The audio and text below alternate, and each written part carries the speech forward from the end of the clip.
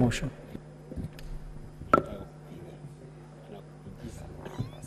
Thank you, Mr. Speaker.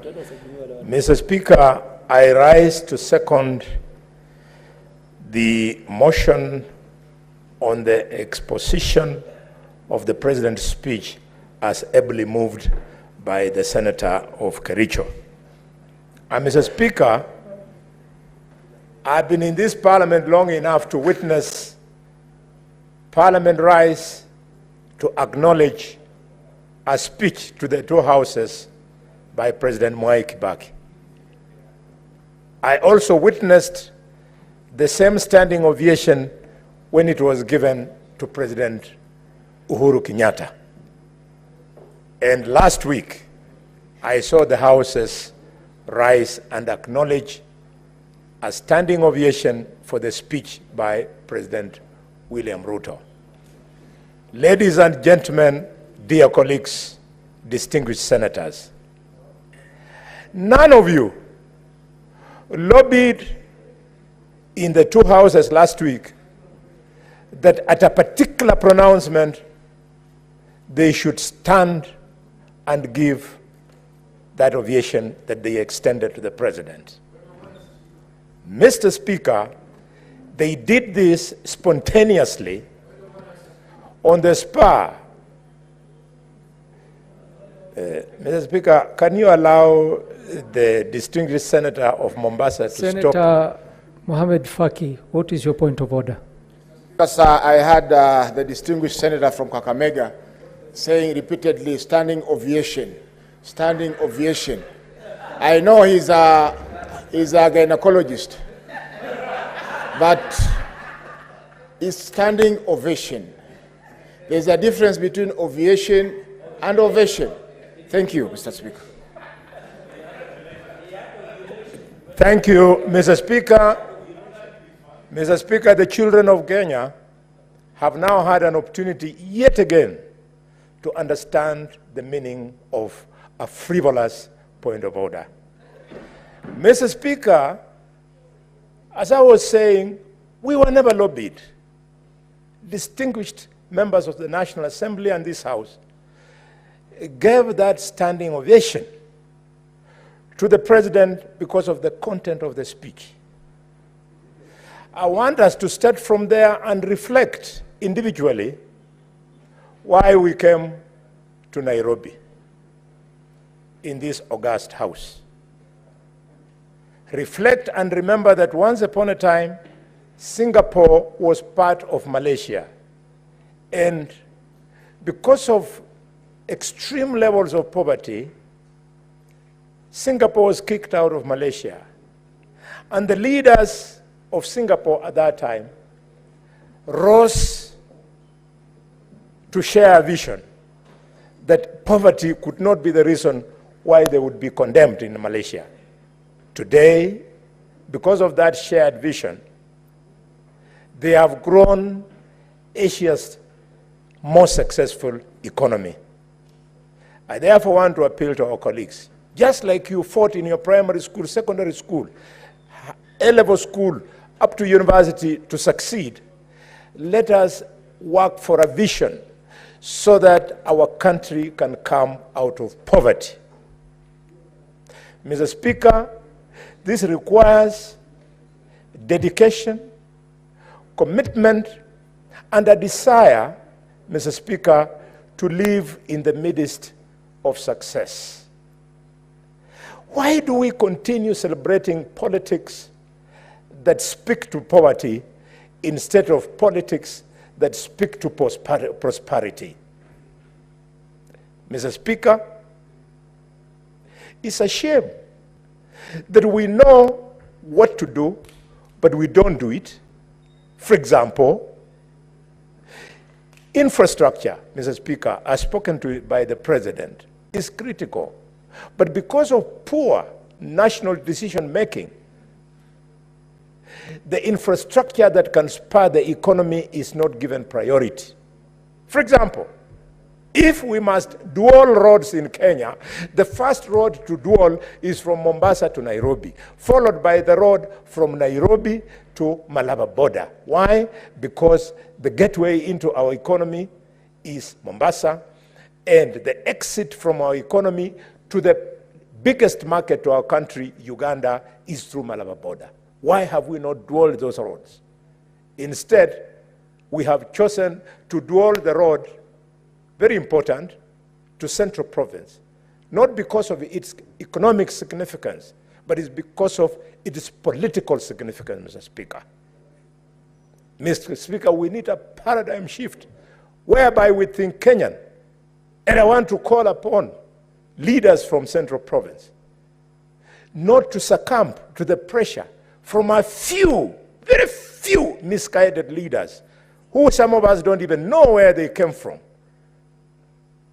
who are busy trying to radicalize on tribal lines a region so critical to this country, so that, Mr. Speaker, they can have an opportunity of saying, having supported him, and now that we are talking about withdrawing the support, the country is failing.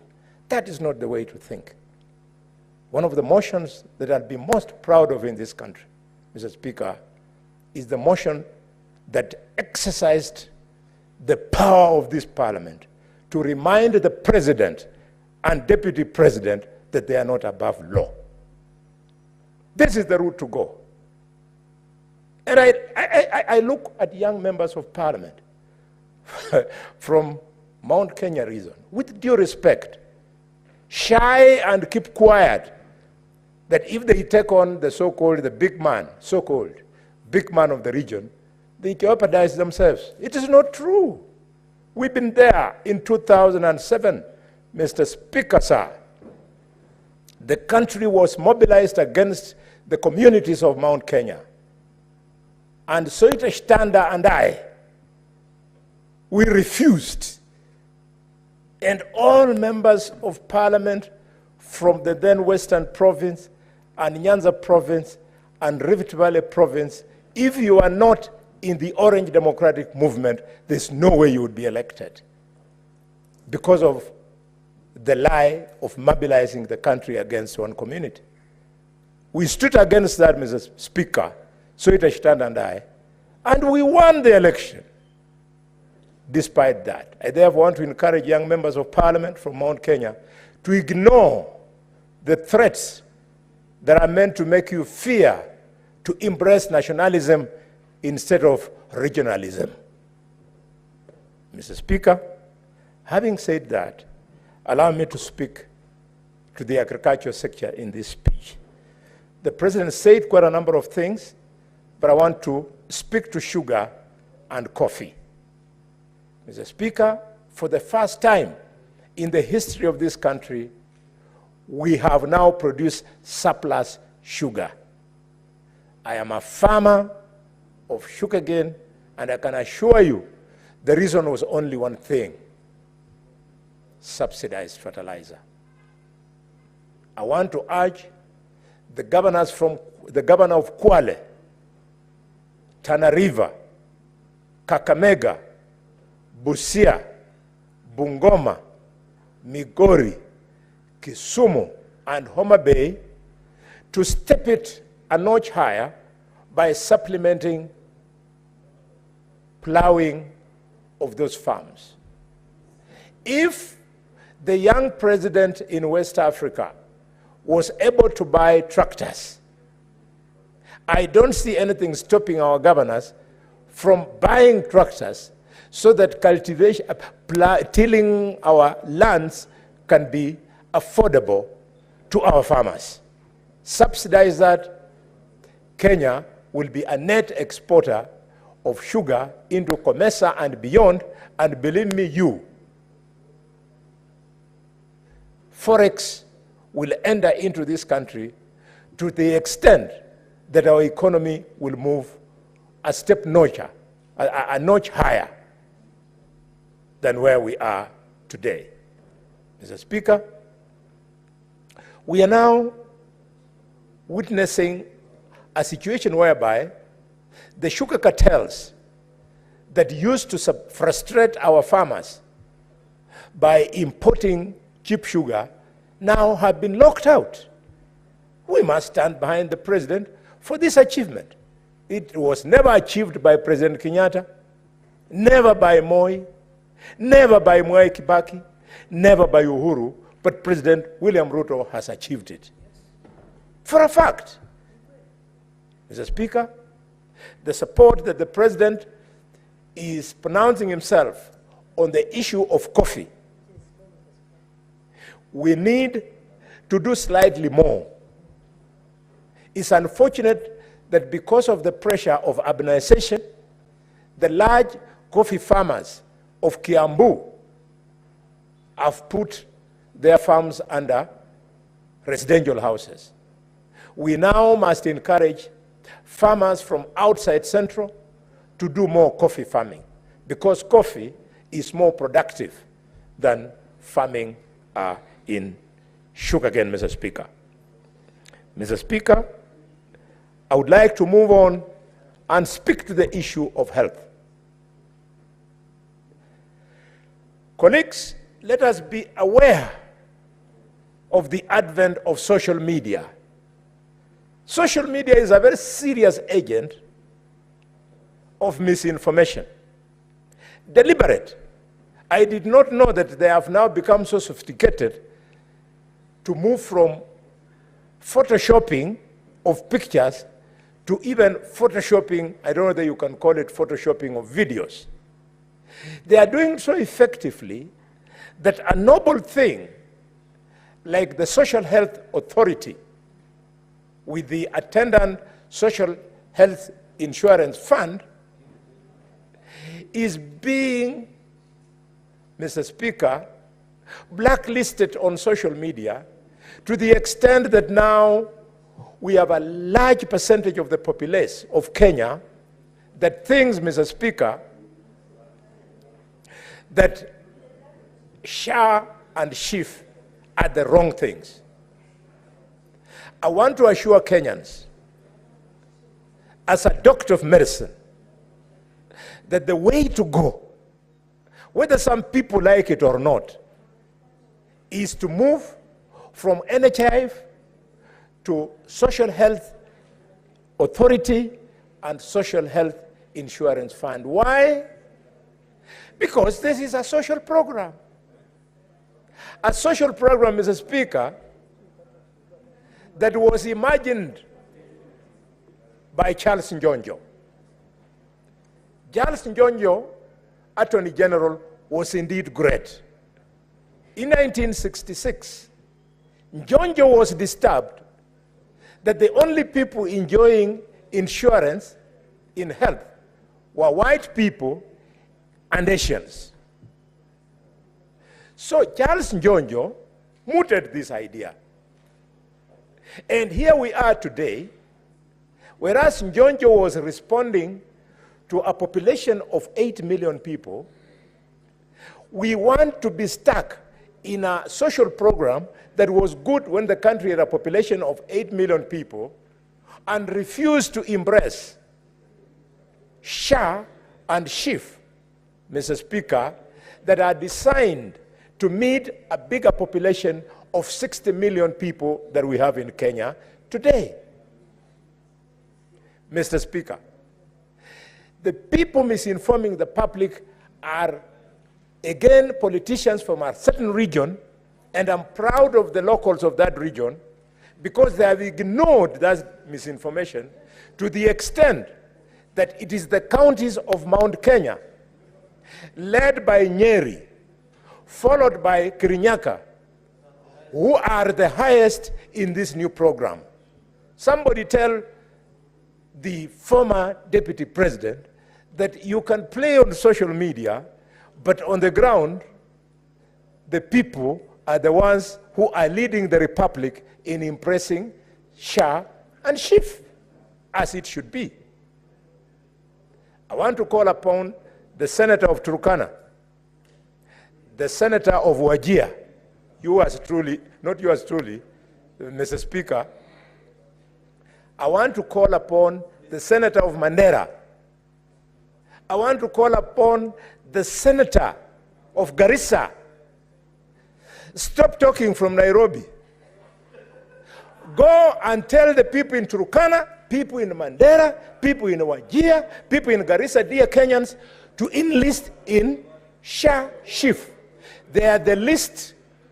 You'll have your time to debate. I know you're cleverer than me, so you'll show your intelligence when your time comes. Whip. Okay. Majority Whip. There's a point of order. Senator Enoch Wambua, what is your point of order? Go ahead. Mr. Speaker, you know, I'm listening to Senator Boni Khalwale going on a tirade against senators, his colleagues. And I'm wondering, when did they become part of the president's speech, Mr. Speaker? And you know, Senator Khalwale, through you, Mr. Speaker, has been in this house long enough to know that you don't cast aspersions against your own colleagues. And saying that they never go home, they speak from Nairobi. Who has paid him, Mr. Speaker, to spoil the names of very hard-working senators from the northern frontier, Mr. Speaker? Thank you. Thank you, Mr. Speaker. Mr. Speaker, you know, young Senator Wambua sometimes admires me. And I know on this particular score, he wants me to appreciate the fact that he's a journalist. I tell you, the French say, res ipsa loquitur. Facts speak for themselves. What I'm saying, sorry, that is Latin. In Latin. In Latin, Mr. Speaker. Mr. Speaker, I appeal to Wambua.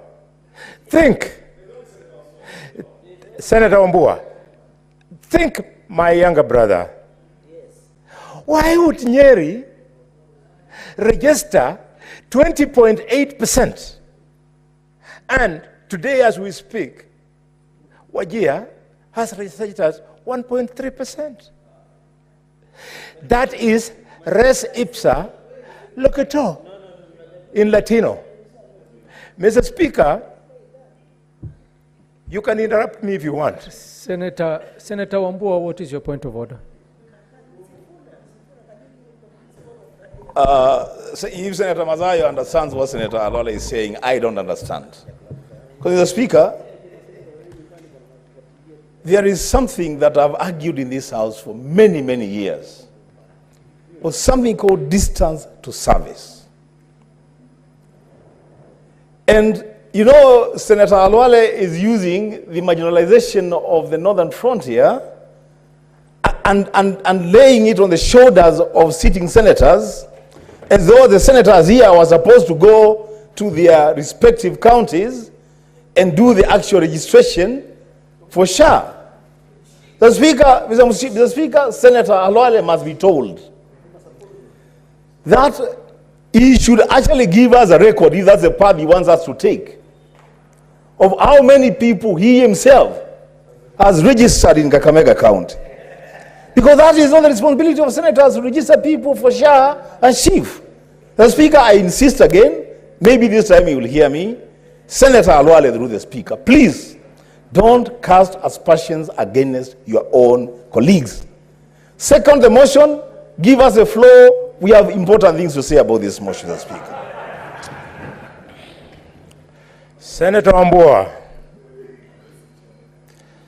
the world is led by leaders. And the leaders, Mr. Speaker, who lead the world are not doctors, are not lawyers, are not engineers, they are not journalists. The leaders of the world are politicians. And since we are the politicians, we should learn from history. The success that we are borrowing from of NHIF was a stroke of thought by a politician by the name of Charles Njonjo. Njonjo, who sat in this house.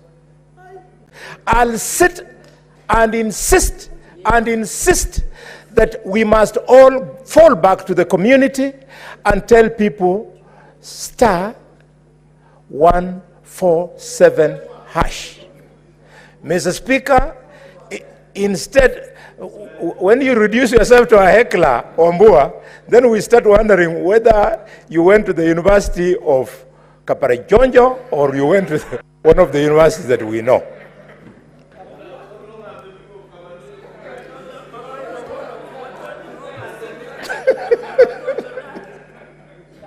Mr. Speaker,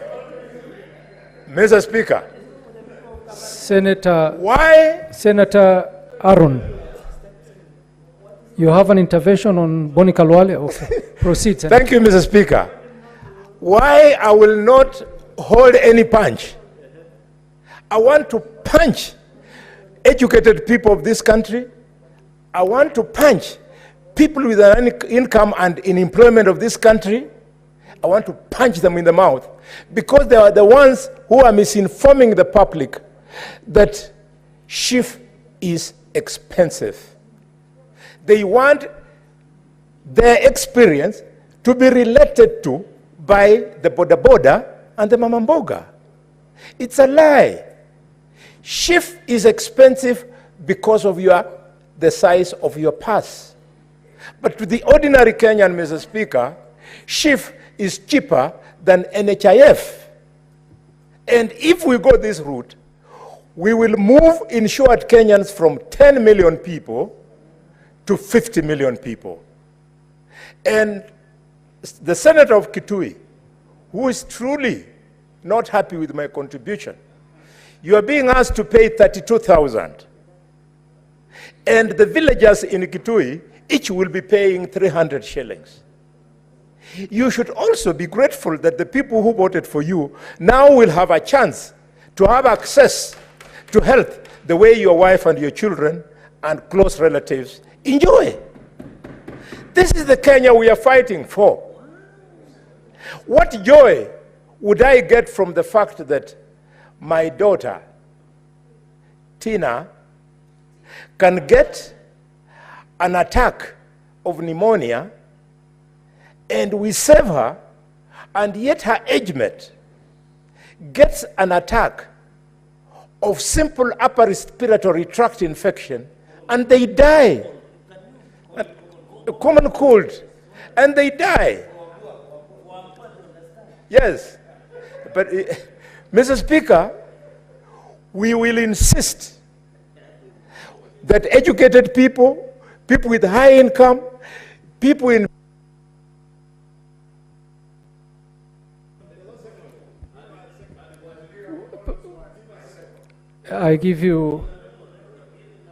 give him the mic. I give you 1 minute to conclude and second. Mr. Speaker, thanks for that minute. There had been so many frivolous points of orders, including somebody I beat in English thoroughly, thinking that he could teach me English. Mr. Speaker, I support strongly. Senator Aaron Cheriot.